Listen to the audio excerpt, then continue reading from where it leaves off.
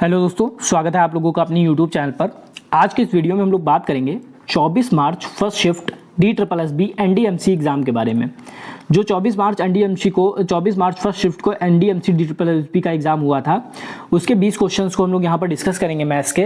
पर इसको जो ये PDF है उसमें यही प्रॉब्लम है कि इसमें जो फिगर्स वाले क्वेश्चन है, जैसे पाई चार्ट हो गया, बार ग्राफ हो गया, वो इसमें जो है प्रिंटेड नहीं है, इसलिए उन क्वेश्चंस को यहाँ पर स्किप कर दिया गया है।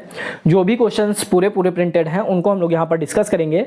बाकी जो पेपर हैं या जब आप लोगों की DSSB की ऑफिशियल वेबसाइट पर अपलोड कर दिए जाएंगे, तब हम लोग एक बार जो क्वेश्चंस ऐसी जो PDFs है उनको एक बार फिर से डिस्कस कर लेंगे। फिलहाल के लिए जितने भी क्वेश्चन अवेलेबल थे उनको हम लोग यहाँ पर डिस्कस करने वाले हैं। पहला क्वेश्चन आप लोग स्क्रीन पर देख पा रहे होंगे। यहाँ पे भाग जोघा का रूल लगाना है। 24 भाग 4 गुणे 5 माइनस 8 गुणे 3 प्लस 5। तो सबसे पहले हम लोग भाग करते हैं, हम लोग जानते हैं। तो यहाँ पे भाग किया, 4 भाग 24, 6 आ गया, गुणे 5 माइनस 8 गुणे 3 प्लस 5। अब हम लोग गुणा हल करेंगे तो 6 पंचे 30, 8 तिया 24 प्लस 5। अब हम लोग ऐड करेंगे तो 30 और 5 ऐड हो जाएगा, 35 हो जाएगा, 35 माइनस 24। अब माइनस करेंगे तो 11 हम लोगों का आंसर आ जाएगा, ऑप्शन नंबर बी। केवल आप लोगों को यहाँ पे लगाना था भाग, फिर गुणा, फिर जोड़, फिर घटाना। अगर आप लोग इसको सही से अप्लाई करेंगे तो आप लोगों का आंसर यहाँ पर आ जाएगा। नेक्स्ट देखते हैं क्वेश्चन नंबर 2। क्वेश्चन नंबर 2 में कह रहा है एक आयत की लंबाई उसकी चौड़ाई उसकी लंबाई की 1/3 है। तो अगर हम लोग लंबाई मान लें x है तो चौड़ाई हमारी कितनी है, 1/3, यानी कि चौड़ाई हमारी x/3 है। अब आयत का क्षेत्रफल 1875 है। आयत का क्षेत्रफल क्या होता है, L × B, और इसकी जो वैल्यू है वो हमें दे रखी है 1875। x × B की वैल्यू x/3 बराबर 1875। तो ये हो गया x² बराबर 1875 गुणे 3। अब इसके हम लोग गुणनखंड कर लेंगे 1875 के, तो ये हमारा हो जाएगा 5 गुणे 5 गुणे 5 गुणे 5 गुणे 3, और ये वाला 3 गुणे 3। तो इसको जब हम लोग स्क्वायर से बाहर लाएंगे तो जोड़े बना लेंगे, 5 का एक जोड़ा, एक 5 का जोड़ा, एक 3 का जोड़ा, यानी x बराबर 5 गुणे 5 गुणे 3, यानी 25 थी या 75। तो x बराबर 75, यानी कि जो हमारी लंबाई थी वो हमारी आ गई 75। चौड़ाई हमें चाहिए थी, तो चौड़ाई हमारी 75/3 x/3 थी, यानी 75/3। तो ये हमारी आ गई 25। तो अब हम लोगों को लंबाई पता चल गई 75, चौड़ाई पता चल गई 25। लंबाई और चौड़ाई का योग पूछा गया था, दोनों को जोड़ देंगे, ये 25 है, तो 5 5 10, 7 2 9 1 10, 100 सेंटीमीटर हम लोगों का आंसर हो जाएगा, ऑप्शन नंबर ए। सबसे पहले यहाँ पे हम लोगों ने लंबाई मान ली x, तो आगे कह रहा है कि चौड़ाई लंबाई की 1/3 है, तो चौड़ाई x/3 हो गई। लंबाई गुणे चौड़ाई 1875, आयत का क्षेत्रफल जो है 1875 के बराबर है, तो x जो लंबाई है, चौड़ाई x/3 है, दोनों का गुणनफल 1875 के बराबर हो गया। x की वैल्यू काउंट कर ली, x की वैल्यू हम लोगों को यहाँ से मिल गई 75। x जो हम लोगों ने माना था वो लंबाई माना था, तो लंबाई हमारी हो गई 75। चौड़ाई x/3 थी, यानी 75/3, 25 आ गया, तो चौड़ाई हमारी आ गई 25। लंबाई और चौड़ाई का योग पूछा था, तो 75 + 25 जो कि हमारा 100 हो गया, ऑप्शन नंबर ए हम लोगों का राइट आंसर हो गया। नेक्स्ट देखते हैं क्वेश्चन नंबर 3। क्वेश्चन नंबर 3 सही से प्रिंट नहीं था, इसलिए हम लोग यहाँ पर क्वेश्चन नंबर 4 देखते हैं। क्वेश्चन नंबर 4 में कह रहा है एक गांव में कुल जनसंख्या के 40% लोग शिक्षित हैं तथा शेष अशिक्षित हैं। अगर 40% शिक्षित हैं तो अशिक्षित कितने हो गए, 60% हो गए। यदि अशिक्षित लोगों की संख्या 360 है, तो 60% जो है वो बराबर है 360 के, तो कुल जनसंख्या यानी कि 100% कितना होगा। तो 60% अगर बराबर है 360 के, तो 1% बराबर हो गया 360/60 के, तो ये 6 हो गया, तो 1% बराबर हो गया हमारा 6 के। जब 1% बराबर 6 के है तो 100% कितना हो गया, 6 × 100, यानी 600 के बराबर हो गया। हमारा जो आंसर आ गया ऑप्शन नंबर ए हो गया। गांव की जो कुल जनसंख्या है वो 600 है। तो सबसे पहले यहाँ पे 40% शिक्षित दिया था, यानी अशिक्षित हो गया हमारा 60%। फिर हम लोगों ने 60% की वैल्यू हम लोगों को 360 दी थी, तो 1% की वैल्यू हमारी हो गई 360/60, तो 1% हमारा हो गया 6, और कुल जनसंख्या यानी 100% पूछ रहा था, तो 6 × 100 यानी कि 600 हम लोगों का राइट आंसर हो गया। नेक्स्ट देखते हैं अगला क्वेश्चन। अगले क्वेश्चन में कह रहा है यदि एक संख्या 9 से पूर्णतः विभाजित है, तो सिंपल सा वही क्वेश्चन रिपीट हो गया। 9 से पूर्णतः विभाजित होने के लिए हम लोगों ने बात की थी, जो अंक होते हैं, जैसे यहाँ पर 9, फिर 8, फिर 2, फिर y, फिर 5, इनका जो योग होगा अंकों का वो 9 से डिवाइड होना चाहिए। तो 9 8 17, 2 19 और 5 24, तो 24 प्लस वाई। अब वाई की ऐसी वैल्यू होनी चाहिए जो कि 9 से डिवाइड हो जाए 24 में ऐड करने पे, तो वही हमारी संख्या होगी। तो सबसे पहले 5 रखते हैं, तो 24 5 29, तो 29 9 से डिवाइड नहीं होता, ये गलत हो गया। फिर 24 2 26, 26 भी 9 से नहीं होता, ये भी गलत हो गया। फिर 24 प्लस 3 27, 27 9 से डिवाइड हो जाता है, यानी ऑप्शन सी हम लोगों का राइट आंसर हो गया। क्वेश्चन नंबर 6 का जो राइट आंसर है ऑप्शन नंबर सी। तो सिंपल सा क्वेश्चन था, जो अंकों का योग होता है वो 9 से डिवाइड होता है, उसी को हम लोगों ने यहाँ पे फॉलो किया, हम लोगों का आंसर आ गया 27। नेक्स्ट देखते हैं क्वेश्चन नंबर 7। क्वेश्चन नंबर 7 में कह रहा है दो अभाज्य संख्या x तथा y का लघुत्तम समावर्त क्या होगा। तो जब भी अभाज्य संख्या होंगी उनका जो लघुत्तम समावर्त होता है वो गुणा होती है, जैसे x और y की जो मल्टीप्लाई होगी वही हमारा एलसीएम होगा। तो इसका जो एलसीएम आ जाएगा xy आ जाएगा। एग्जाम्पल के तौर पे जैसे एक अभाज्य संख्या 3 है, एक अभाज्य संख्या 5 है, तो अगर आप इसका एलसीएम निकालेंगे तो 3 1 ये 5 5 1 1 3 गुणे 5 यानी 15। तो जो एलसीएम आया वो इन दोनों का गुणनफल ही आया, यानी जब भी दो अभाज्य संख्या होंगी तो उन दोनों संख्याओं का जो गुणनफल होगा वही हमारा एलसीएम होगा। तो x और y अभाज्य संख्या थी, तो x और y का जो गुणनफल होगा वही हमारा एलसीएम होगा, यानी xy इस क्वेश्चन का आंसर होगा। नेक्स्ट देखते हैं क्वेश्चन नंबर 100। क्वेश्चन नंबर 100 में कह रहा है एक शंकु के आधार की त्रिज्या 14 सेंटीमीटर है, यानी r दिया है 14 सेंटीमीटर, ऊंचाई 48 सेंटीमीटर है, यानी h दिया है 48 सेंटीमीटर। शंकु का कुल पृष्ठीय क्षेत्रफल की बात कर रहा है, तो कुल पृष्ठीय क्षेत्रफल शंकु का होता है पाई आर ब्रैकेट में एल प्लस आर। इस फार्मूले को आपको याद रखना है कि जो शंकु का कुल पृष्ठीय क्षेत्रफल होता है वो पाई आर ब्रैकेट में एल प्लस आर होता है, जहां पर आप लोगों का जो एल होता है वो under root H square plus R square होता है। जो एल की वैल्यू यहाँ पे लिख देते हैं under root H square plus R square होता है। तो यहाँ पर सबसे पहले हम लोगों को एल फाइंड आउट करना पड़ेगा। तो एल को फाइंड आउट करने के लिए under root R H square यानी 48 का स्क्वायर, आर स्क्वायर यानी 14 का स्क्वायर। तो 48 का स्क्वायर हम लोग निकालते हैं, तो 48 का स्क्वायर 2304 होता है, 14 का स्क्वायर 196 होता है, ऐड करेंगे तो ये हमारा 2500 हो जाएगा। तो वर्गमूल से बाहर आएगा तो 50 हो जाएगा। तो एल की वैल्यू जो आ गई 50 सेंटीमीटर आ गई। तो सिंपल से सबसे पहले हम लोगों ने एच बराबर under root H square plus R square लगाया। एच की वैल्यू 48 है, 48 का स्क्वायर 2304 हो गया, और r की वैल्यू 14 है, 14 का स्क्वायर 196 हो गया, ये 2500 हो गया, यानी 50 सेंटीमीटर हम लोगों को l पता चल गया। जब l पता चल गया, अब हम लोगों को जो वैल्यू पता है वो l की वैल्यू हम लोगों को पता चल गई 50 सेंटीमीटर, r पता चल गई 14 सेंटीमीटर और h पता चल गई 48 सेंटीमीटर।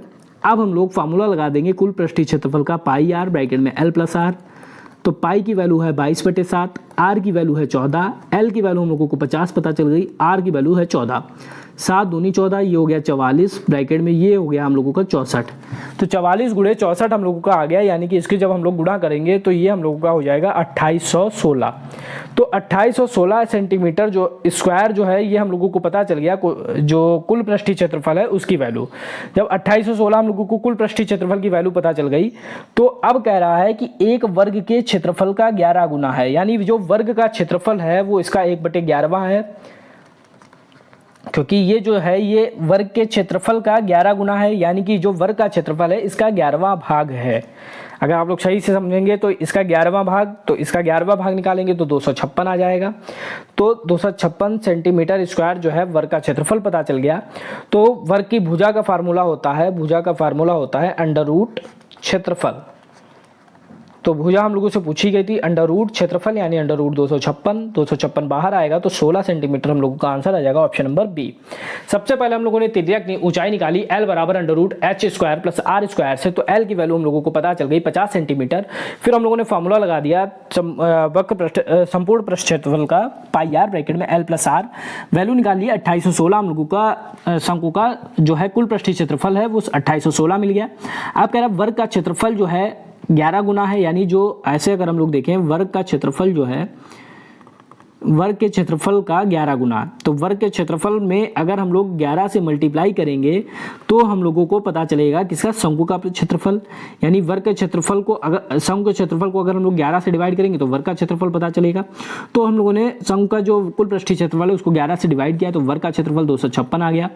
वर्ग की भुजा होती है अंडर रूट क्षेत्रफल, तो अंडर रूट क्षेत्रफल हम लोगों का आ गया 16 सेंटीमीटर। तो हम लोगों का जो आंसर हो गया ऑप्शन नंबर बी। नेक्स्ट देखते हैं क्वेश्चन नंबर 11। क्वेश्चन नंबर 11 में कह रहा है कि एक मेज को 45% की छूट पर बेचा जाता है। यदि मेज का अंकित मूल्य 8800 है तो मेज का विक्रय मूल्य क्या होगा। तो सिंपल सा क्वेश्चन है, 8800 हम लोगों को दिया है अंकित मूल्य, 45% की छूट दी जाती है यानी 100 - 45 बटे 100। तो ये हमारा हो गया 8800 गुणे 55 बटे 100। तो ये 0 0 कैंसिल हो गया, तो 88 गुणे 55 मल्टीप्लाई करेंगे तो हमारा आ जाएगा 4840 रुपये, यानी कि ऑप्शन नंबर ए हम लोगों का राइट आंसर हो जाएगा क्वेश्चन नंबर 11 का। तो सिंपल सा क्वेश्चन था, 8800 हम लोगों को दिया था, 45% की छूट मिल रही थी, तो 45% यानी 100 - 45 बटे 100 55 बटे 100, तो हम लोगों का आंसर आ गया 4840, option number A. Next question देखते हैं, क्वेश्चन नंबर 13। क्वेश्चन नंबर 13 में कह रहा है एक निश्चित राशि पर 15% की निश्चित राशि कह रहा है, तो निश्चित राशि हम लोगों ने मान ली P 15% यानी R की जो वैल्यू है 15% है, और 12 वर्ष यानी समय जो है वो हमारा 12 वर्ष है। अब आगे कह रहा है तथा 13 वर्ष के साधारण ब्याज का जो अंतर है वो 75 है, यानी कि जो पहले हमारा 12 वर्ष है, जो ब्याज निकालेंगे पहले 12 वर्ष के लिए, तो P हमारा मूलधन, दर हमारी 15, समय हमारा 12 बटे 100। फिर हम लोग निकालेंगे 13 वर्ष के लिए, P गुणे 15 गुणे 13 बटे 100। अब इन दोनों का जो अंतर है वो हमारा 75 के बराबर है, तो हम लोग अंतर कर देते हैं। तो ये हमारा हो जाएगा 180P, 15-12 की गुणा 180P बटे 100, और 15-13 की गुणा 195 होता है, 195P बटे 100।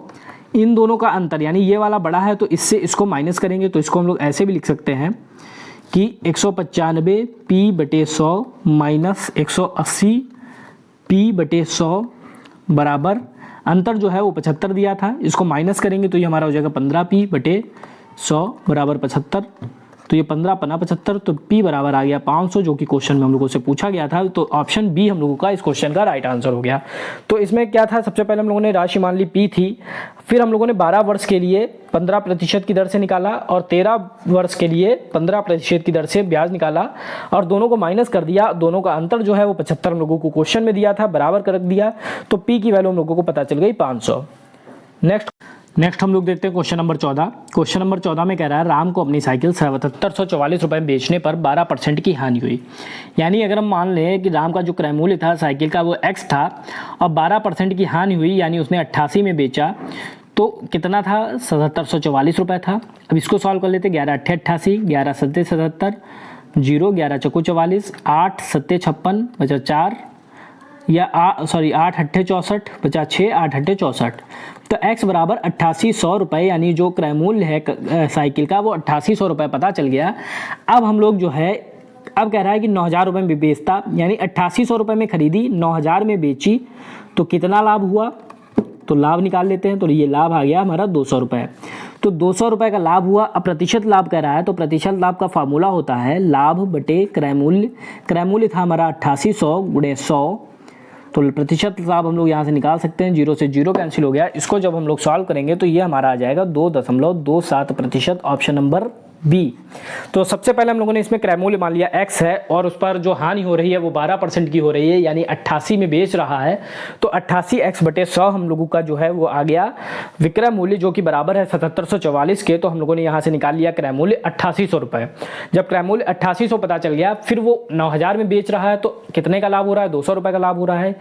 तो लाभ बटे क्रय मूल्य 200 बटे 8800 गुणे 100 सॉल्व किया तो 2.27% आ गया, यानी ऑप्शन नंबर बी। नेक्स्ट देखते हैं क्वेश्चन नंबर 15। क्वेश्चन नंबर 15 में कह रहा है एक स्कूटी 10 मीटर प्रति सेकंड की गति से 32 घंटे तक चलता है, तो स्कूटर की गति। तो इसके बारे में हम लोगों ने बात की थी, जब भी मीटर प्रति सेकंड से किलोमीटर प्रति घंटा में चेंज करते हैं तो हम लोग हमेशा 18/5 से गुणा करते हैं, तो ये हमारा किलोमीटर प्रति घंटा में चेंज हो जाता है। अब किलोमीटर प्रति घंटा से मीटर प्रति सेकंड में चेंज करने के लिए 5/18 से गुणा करते हैं, तो ये हो जाएगा 5 दूनी 10, 36 किलोमीटर प्रति घंटा। अब हमको 36 किलोमीटर प्रति घंटा जो है स्कूटर की गति पता चल गई, 32 घंटे तक चलता है, तो दूरी निकालनी है। तो दूरी बराबर चाल, तो चाल हमारी 36, समय हमारा 32, मल्टीप्लाई करेंगे 36 और 32 की, तो आ जाएगा 1152 किलोमीटर। ऑप्शन नंबर ए हमारा राइट आंसर हो जाएगा। सबसे पहले 10 मीटर प्रति सेकंड दिया था, इसको हम लोगों ने किलोमीटर प्रति घंटा में चेंज किया, तो किलोमीटर प्रति घंटा में 36 किलोमीटर प्रति घंटा आ गया। 36 की गति से 32 घंटे तक चलता है, यानी 1152 किलोमीटर चलता है। दूरी बराबर चाल गुणे समय का फॉर्मूला लगाया। नेक्स्ट देखते हैं क्वेश्चन नंबर 16। क्वेश्चन नंबर 16 में कह रहा है कि DEF एक कार को 7220 रुपये में किराए पर लेते हैं। डी ने उसका प्रयोग 7 घंटे यानी डी ने 7 घंटे, ई ने 5 घंटे और F ने 8 घंटे यानी F/8। और तो ये दोनों तीनों जो है वो इक्वल हो जाएंगे। अब कह रहे टोटल जो है तीनों ने मिलकर 7220 रुपये में किराए पर ली। डी ने 7 घंटे यानी D/7, ई ने 5 घंटे यानी E/5, F ने 8 घंटे यानी F/8। तो अब हम लोग इसका अनुपात निकाल लेंगे तो D/E बराबर आ जाएगा 7/5, E/F बराबर आ जाएगा हमारा 5/8। अब ई की वैल्यू हमारी सेम है यहाँ भी, यानी कि हम लोग सीधे लिख सकते हैं 7:5:8। अगर सेम नहीं होती तो हम लोग सेम बना के लिखते हैं। यहाँ हमें पहले ही सेम मिल गई यानी कि DEF का अनुपात जो आ गया 7:5:8 आ गया। अब क्वेश्चन में कह रहा है कि तीनों ने मिलके खरीदी थी यानी ये 7x थी, इसकी 5x थी और इसकी 8x थी। और टोटल जो था वो क्वेश्चन में हमें दिया है 7220। ये हो गया 8 5 13 7 20x बराबर 7220 यानी x बराबर 72 20/20। इसको जब सॉल्व करेंगे तो ये हमारा आ जाएगा 361।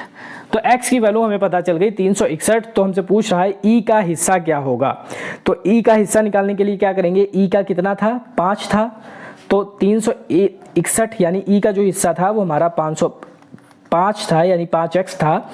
x की वैल्यू हमारी 361 है तो e की कितनी हो जाएगी 5 × 361 यानी कि 1805 रुपये। यानी कि ऑप्शन ए हम लोगों का राइट आंसर हो जाएगा। ऐसे आपको अगर डी की निकालनी होती तो 7 से गुणा करते और एफ की निकालनी होती तो 8 से गुणा करते। कह रहा था डी ने 7 घंटे प्रयोग किया तो D/7, ई ने 5 घंटे का तो E/5, एफ ने 3 घंटे का तो F/8। तो अनुपात आ गया DEF का 7:5:8। तीनों का जो टोटल है वो 72-20 क्वेश्चन में दिया है, बराबर कर दिया। एक्स की वैल्यू 361 आ गई। तो हमसे क्वेश्चन में ई का पूछ रहा था तो ई हमारा जो था वो 5x था, तो 5 और x की वैल्यू 361 हम लोगों ने रख दी तो हम लोगों का आंसर आ गया 1805।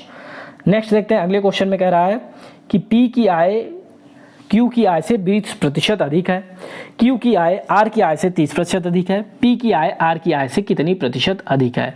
तो R की अगर हम लोग मान ले आय 100 है तो आगे कह रहा है Q की आय R की आय से 30% अधिक है। तो Q की आय हम लोग निकाल सकते हैं 30% यानी 130 × 100/100 यानी कि हम लोगों का आ गया 130।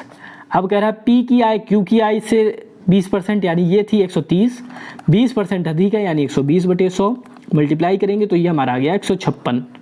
अब हमें P की आय पता चल गई, Q की आय पता चल गई, R की आय पता चल गई। अब कह रहा है P की आय R की आय से कितनी अधिक है। तो R की 100 है, P की 156 है, कितनी अधिक है 56 अधिक है।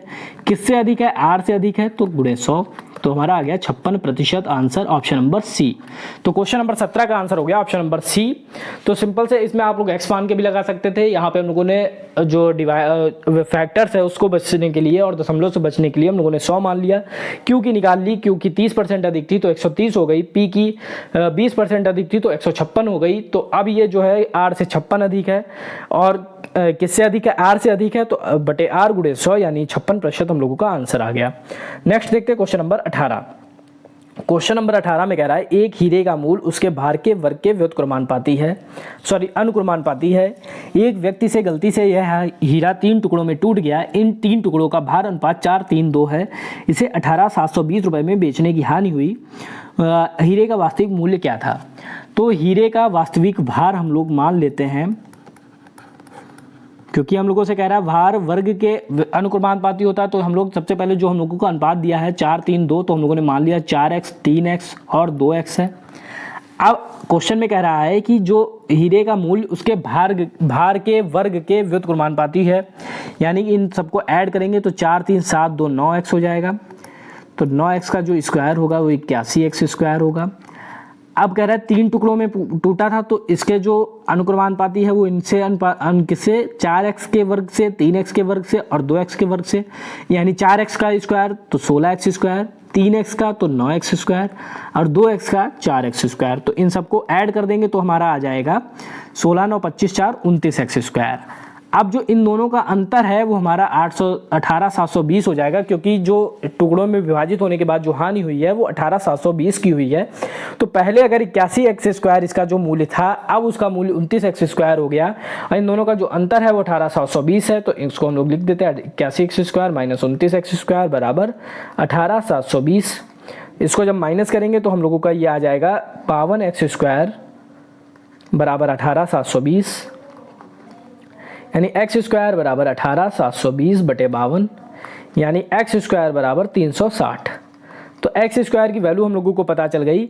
अब हम लोगों से पूछ रहा है कि हीरे का वास्तविक मूल्य क्या होगा। तो हीरे का जो वास्तविक मूल्य हमारा कितना था, 81 एक्स स्क्वायर।